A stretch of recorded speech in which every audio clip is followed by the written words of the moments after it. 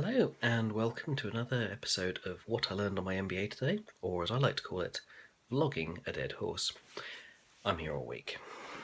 More's the pity. So, just a quick one tonight because I'm very exhausted from this weekend's archery competition, which is the 3D Archery UK National Series final, which essentially that's traipsing around in the woods shooting at three-dimensional foam animals. Quite different to the normal archery competitions we do, but a lot of fun. So that was good, but now I'm very tired. So, what to say? Today in Ops we had to do our presentation for the group assessment. So, like I say, every session we've got 6 learning groups, and 5 of the groups prepare a poster around a case study, and 1 group has to do a presentation. Both parts of this are assessed. And yes, it was our turn to do the presentation, and it wasn't exactly... Well, it was the case study that, in fact, we were hoping we would not have to present on. It was about a charity action response and their applications processing, which is to say the actual handling of... So essentially what they do is provide short-term funds for projects in disaster areas, and it's how they process people applying for funds, which, according to the case study, is badly. But very slow process. In fact, it looks like you could take about 1.5 years to get your application actually processed, which, when you're talking about quick turnaround, short-term emergency funding, it's not really great. Anyway, that was awful, actually. Honestly, it was all about bottlenecks and the throughput times and all that in the case study. So I'd done a bit of planning beforehand, gone through all of my numbers and throughputs and all that sort of happy stuff, and then came in this morning, thought, oh, this is going to be good, only to find that everyone had different answers as to what the numbers would be. Everyone had different approaches, and the rest of my group didn't agree with mine, or indeed each other. So that was interesting. And then the guy we went with, because I think he had the most complicated model, as far as I can tell, he then realised halfway through actually presenting that he'd done his numbers wrong, so who knows, frankly. My part of the presentation was talking about the charity's culture and values and how that would have to relate to any advice given. Essentially, you're not looking at a business that's trying to make money. You're looking at a charity which is really there to create positive outcomes and all that. So obviously, if you give... the case study actually included statements from their employees saying, we don't want any of this high efficiency process stuff that's going to take out all the human element. Actually, to be honest, the high efficiency process isn't the problem. The problem is that they had 1.5 years of backlog, and that they were processing applications top to bottom through this stack. So that's...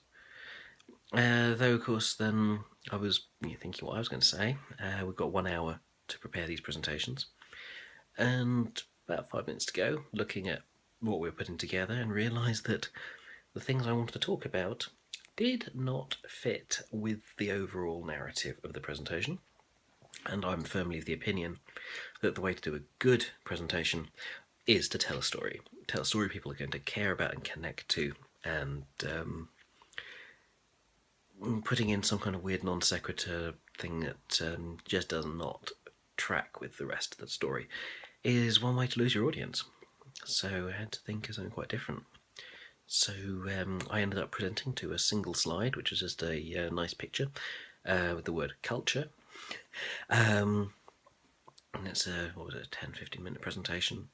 So yeah, I just talked about the importance of actually producing good outcomes to the employees, and that being, of course, the purpose of having a charity. And then saying that the fact that this is the kind of numbers that you're looking at, it's not good enough for anyone. So it was interesting. I was very disappointed with my part of that presentation. To be honest, the whole thing, I don't know, when you do your own, you never feel like it's the best. I thought last week's group were much better, but there you go. Yeah. Though everyone seems to think I'm very good at presenting, so yeah, that's nice, but it would be nicer to have something interesting to talk about, something I actually felt that was right, rather than something I'd made up on the spur of the moment in 5 minutes. But there you go. As Florian put it, when I start speaking, everyone shuts up and listens, and as a former army officer, he says he wishes he could do that. So yeah, that's nice. Nice bit of feedback, but yeah, we will see what tomorrow brings. Tomorrow we have our next managing people in the morning, and then some other thing in the afternoon. I can't remember what that is, but should be interesting. Schedule changes slightly every week, and it's always good stuff. And then I found that on Thursday we've got a session that should be very interesting on public speaking, and looking forward to that very much. That's Thursday lunchtime, so definitely going to try to make that one. And that's probably about it from me at the moment. So I hope you're all less tired than I am. Hope you're having a good time, and let me know if you've got any questions, thoughts, or whatever. I'm sure there was some other awful joke I wanted to tell you. Oh well. If Prince Charles became king, would he be the king formerly known as Prince?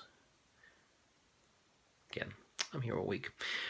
Yeah, so there you have it.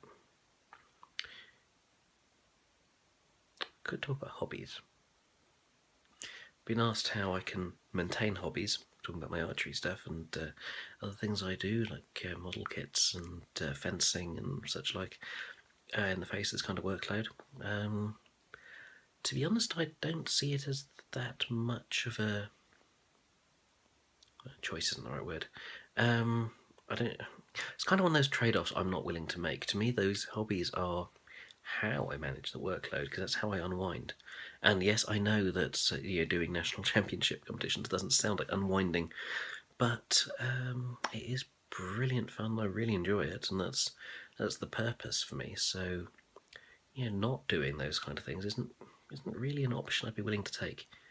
Everything really does come down to trade-offs, and there you go. I'll leave you with that, because actually, if there's one thing I'm learning from ops, it's that everything is a trade-off between something, and you've got your performance objectives: quality, dependability, flexibility, cost, and speed. And there you go. One way or another, everything requires you to trade off one of those against the others. And you need to decide for yourself which matters most to you and which makes the most sense for you. So there we go. Be seeing you.